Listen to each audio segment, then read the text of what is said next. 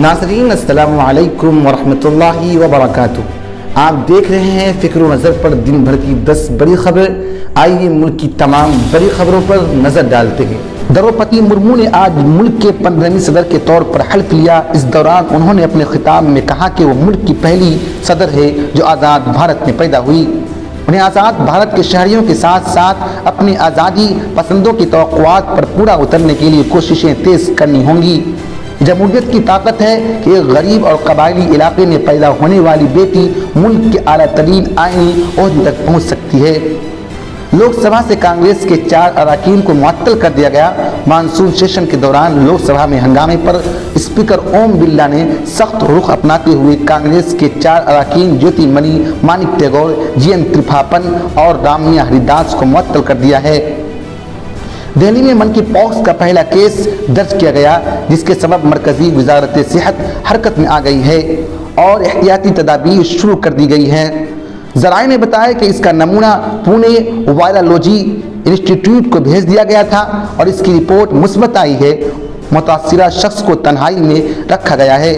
100 کروڑ روپے میں گورنر کا عہدہ دینے کے نام پر ٹھگی کرنے والے ایک گروہ کا پردہ فاش ہوا ہے۔ این ڈی ٹی وی کی رپورٹ کے مطابق سی بی آئی نے رقم کی لین دین سے ٹھیک پہلے ملزم کو گرفتار کر لیا۔ الزام ہے کہ ملزم نے 100 کروڑ تک کے لیے گورنر کے عہدے کی پیشکش کی۔ شری کرشن جنم بھومی اور شاہی عیدگاہ معاملے میں آج سے روزانہ کی بنیاد پر عدالت میں سماعت شروع ہو گئی ہے۔ عرضی دائر کرنے والے انتظامیہ کمیٹی 7 قواعد 11 سی پی سی کے تحت پہلے اسی مسئلے پر سنوائی کرنا چاہتی ہے، جبکہ فریقین عدالت سے سب سے پہلے کمشنر کے ذریعے عیدگاہ کا سروے کرانے کا مطالبہ کر رہے ہیں۔ پاکستان کے سپریم کورٹ نے وزیر اعلیٰ پنجاب کے انتخاب کے لیے ڈپٹی اسپیکر کی رولنگ کے خلاف سماعت کے لیے فل کورٹ بنانے کی درخواست پر فیصلہ محفوظ کر لیا ہے۔ اس سے قبل اسلام آباد میں حکمراں اتحادی پارٹیوں نے پریس کانفرنس کر کے سپریم کورٹ پر تنقید کی اور فل کورٹ کا مطالبہ کیا۔ اقوام متحدہ نے روس یوکرین کے مابین اناج برآمدات کا معاہدہ کروانے میں ترکی کے کردار کو کافی سراہا ہے۔ ترکی کے صدر اردوغان نے کہا کہ انہیں ایک ایسے معاہدے میں اہم کردار ادا کرنے پر فخر ہے جو خوراک کے عالمی بحران کو حل کرنے میں اہم کردار ادا کرے گا۔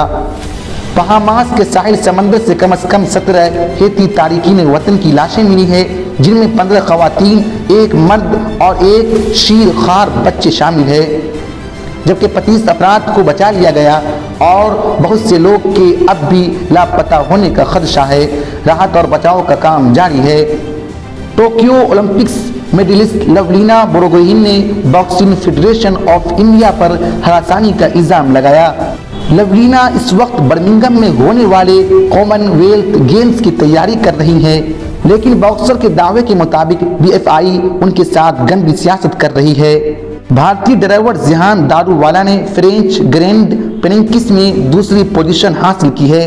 ذیحان داروالا نے اس سیزن میں 5ویں مرتبہ دوسرے نمبر پر رہے۔ انہوں نے فیچر ریس گریڈ میں 10ویں پوزیشن سے شروعات کی اور 7ویں پوزیشن پر پہنچ گئے، پھر انہوں نے مجموعی طور پر دوسرا مقام حاصل کیا۔